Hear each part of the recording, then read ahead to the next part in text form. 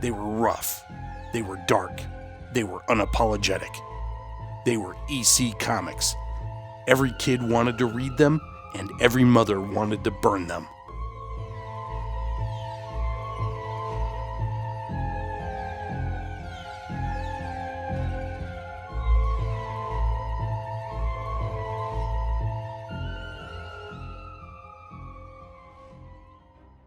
EC Comics was founded in 1944 by Maxwell Gaines.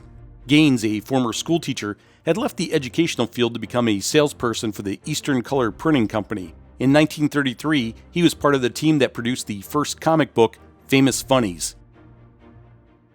A decade later, he was the publisher of All American Comics. All American was part of the DC Comics conglomerate. His line introduced characters like Wonder Woman, Green Lantern, Hawkman, and The Flash. Gaines was bought out when the three DC lines merged in 1942. He took the money and formed Educational Comics in 1944. And with his background being in education, Gaines attempted to launch titles that were scholastic in nature. These books focused on American history, science, and the Bible. The line struggled. In 1947, Maxwell Gaines was killed in a tragic boating accident. His son William was a college student who planned on becoming a chemistry teacher. His mother begged him to take over the family business. Bill knew very little about the comic book business, but his mother was in fear that the family would be in deep financial trouble unless Bill followed in his father's footsteps and took over the helm of Educational Comics. Bill dropped out of college and became a comic book publisher. At first, he picked up where his father had left off, but as he learned on the job, he began making his own subtle changes. And one thing he did was change the name from Educational Comics to Entertaining Comics. Gaines followed industry trends with crime, romance, and Western titles, but very shortly he began to experiment with merging genres, such as Western with romance, but that didn't work either. One day, Bill was having a conversation with his editor, Al Feldstein. They got onto the topic of old radio shows. They both confessed to each other that as kids, they loved and were terrified by Nancy the Old Witch and her black cat Satan. Together, they hosted a radio show called The Witch's Tale.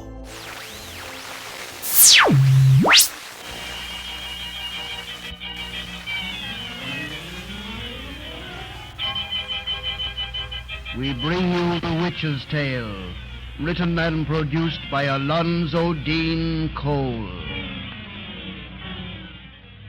The Witch's Tale radio program originated from WOR in New York City. It was broadcast nationally on the Mutual Radio Network, and it ran from 1931 to 1938. Let's listen.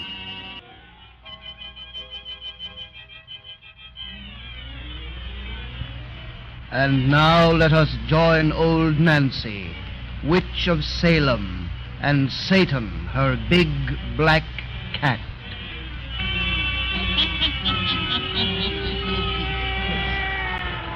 106-year-old I be today. Yes, sir, 106-year-old. And this is certainly a nice evening for my birthday, Satan. Here in Salem, it's black as pitch. The kind of night the graveyards yawn and the dead gets up and walks. You said it, Satan. It puts us in a pleasant frame of mind to spin another of our little bedtime stories, to cheer folks up and make 'em happy. Douse out them lights. We wants all the darkness we can get for this yarn. Now draw up to the fire and gaze into them embers. Gaze into 'em deep, and soon you'll find yourselves in a hospital, in the operating room, while they cuts folks up. And there begins our yarn about the gypsy's hand. The gypsy's hand.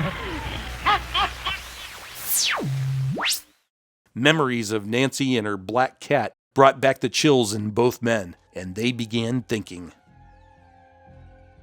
There were a couple of supernatural books in the marketplace, but they were rather unsophisticated and their sales were very mediocre. But they came to the conclusion that no one was doing a comic book in the tone of the Witch's Tale radio show. Gaines and Feldstein were also fans of pulp magazines and classic horror literature, and they thought maybe it was time for a more sophisticated horror comic to hit the comic racks. In late 1949, EC Comics introduced two characters that were going to change the face of comics forever: the Crypt Keeper and the Vault Keeper. Both characters were introduced in EC crime titles. Initially, no one took note, but Gaines and Feldstein were committed. They changed the crime titles into horror titles. Crime Patrol became the Crypt of Terror, and later this title was changed to Tales from the Crypt, and War Against Crime became The Vault of Horror. A third title, Gunfighter, was changed to The Haunt of Fear, and this time the host was inspired by Nancy the Old Witch from the Witch's Tale radio show. The new Old Witch would round out the threesome of EC's ghoul lunatics. Gaines began promoting these books as the new trend, and by the end of 1950, these three creepy characters and their macabre tales of terror would transform the comics medium. Not since the early days of comic book superheroes had readers been attached to comic book characters like this. Soon, these books would be coming off the press to the tune of 1.5 million copies per issue. One thing that helped grow the EC fan base was the editorial page. Gaines created an editorial page that was like no other in comics. He established a relationship with readers by telling jokes and having fun with fan letters. All of this led to the creation of the EC Fan Addict Club. This was a fan club for the growing number of hardcore EC fans. Gaines used his editorial page and fan club as a way to promote his staff, which turned his artists into superstars. And what an amazing group of superstars worked at EC. Several artists drew these books, but each horror host became associated with a specific artist. Ghastly Graham Ingalls drew the Old Witch. Johnny Craig handled the Vault Keeper, and Jack Davis penned and inked the Crypt Keeper. Other EC artists working on these titles included Wally Wood, Reed Crandall, John Severin, and Jack Kamen, just to name a few. EC's unique color palette also added to the level of eeriness. Marie Severin got her foot in the door by coloring her brother John's work. Gaines recognized her talent and began giving her pages of other artists to color, and her coloring set the bar as to how colors would be handled for the entire EC line. One of the many things that separated EC's books from the competition was their beautifully grotesque art. Living dead creatures were drawn as death personified with decaying flesh and exposed bones. Some living monsters were oozing masses of flesh, and other creatures looked like they had just walked out of a young child's nightmare. The writing equaled the art. The inspiration for these stories came from various places: pulp magazines, classic literature, and even well-known fairy tales. These comics were like no other on the racks. The stories were dark and gruesome. Murder, revenge, and grim fates filled every issue, and no subject was too taboo for EC. But there was also a morality message to these stories, with bad people always getting their just fate. To help take the edge off these twisted tales, the horror host would make light of the stories and the fate of the protagonist with puns and humorous wordplay.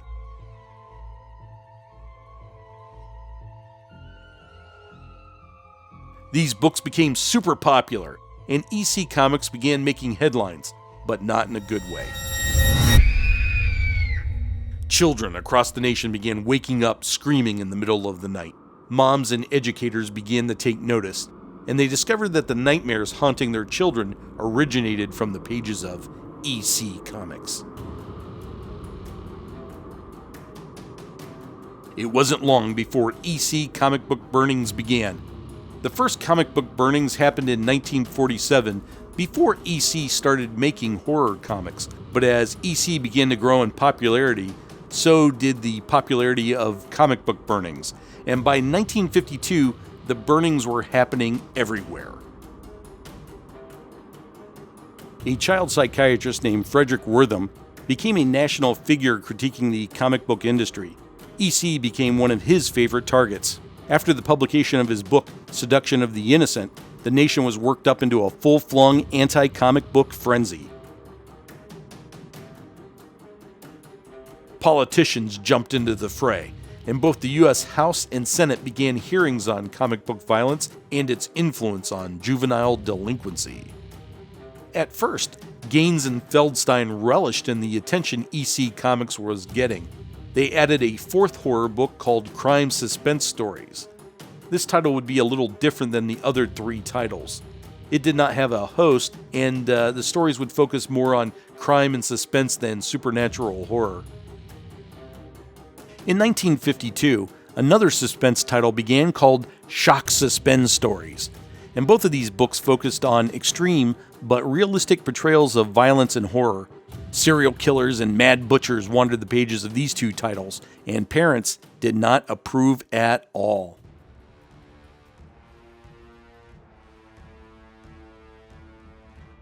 Their defiance continued, even when Bill Gaines was subpoenaed to appear in front of the U.S. Senate Committee on Juvenile Delinquency in 1954.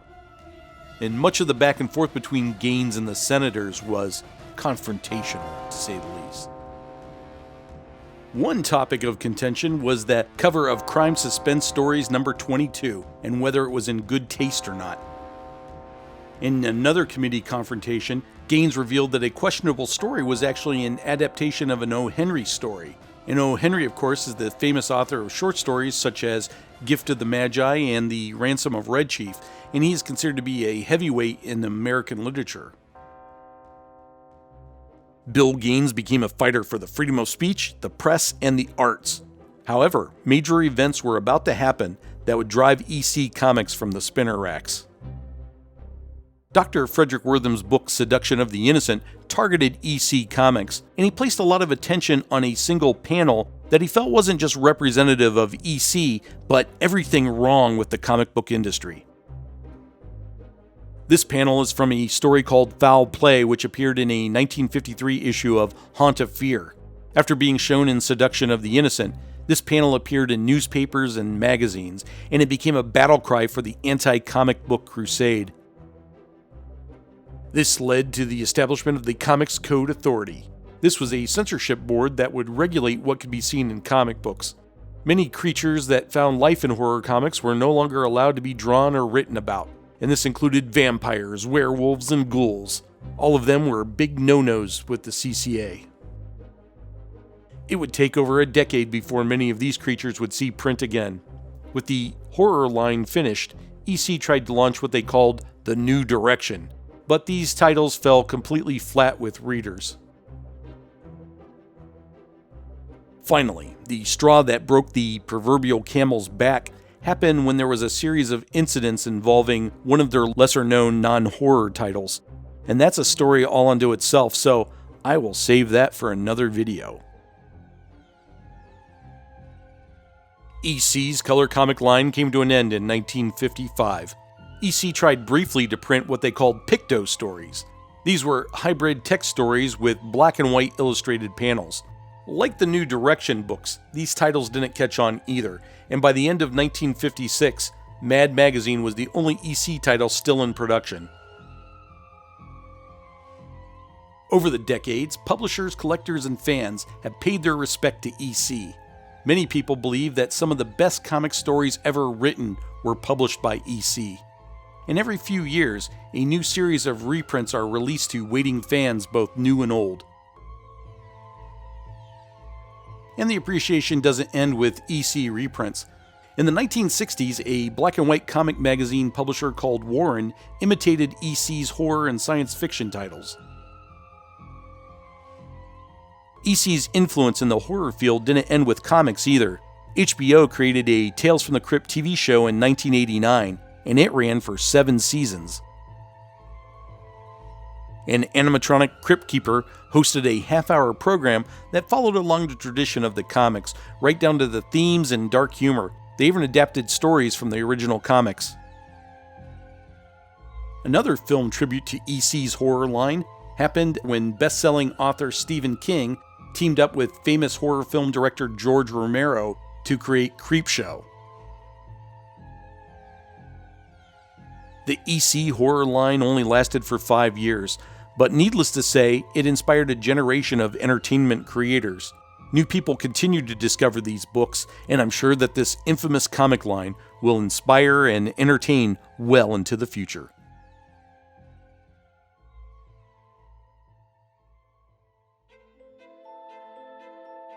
Hi everyone, FizzFop here, and I thought I would take a moment to share my love of EC comics.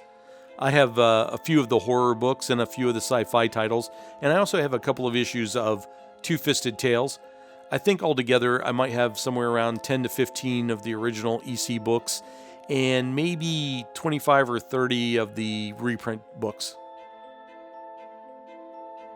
I first read about EC's horror comics in Crawford's Encyclopedia of Comics. As soon as I read about them, I knew I wanted to get my hands on one. Reprints at that time were really expensive. I believe they only came in hardbound form.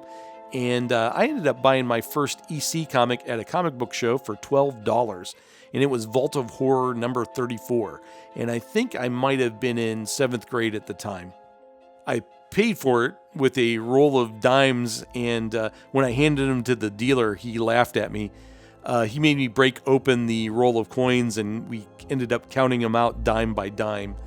He had told me he got burned in the past with rolled coins because people would sneak washers into the middle of the rolls. So that was my first EC Comics experience. Please feel free to share your first EC experience in the comment section. Were you a kid when EC Comics were on the spinner racks, or did you discover them in your older brother's comic book stack? Please share your stories. I want to hear them, and I know the viewers out there would love to hear your stories as well. And speaking of stories, EC stories were amazing. They were written at a literacy level we don't find in comic books today. And one story that really blew me away when I first read it was in Two-Fisted Tales, and it was a story called Corpse on the Imjin River. It was just mind-numbing when I first read that. And there was a ton of other stories that comes to mind, the Fall Guy and Blood Brothers from Shock Suspense stories. And in my mind, these stories were all high literature. And I didn't even mention all those great sci-fi stories in this video. Oh man, all those great Ray Bradbury stories. Oh man, and I could go on all day about EC. And this video in many ways only covers one aspect of the company. And if you haven't read their stuff, you should really check it out. There's some really brilliant storytelling there. All right, it's time for me to go. Please remember to hit that big thumbs up like button. Check out the Teespring store. Show your love for the golden age of comics with an awesome t-shirt. The link is in the description box. Well, that's all for me. So until next time, everyone, stay super. Bye.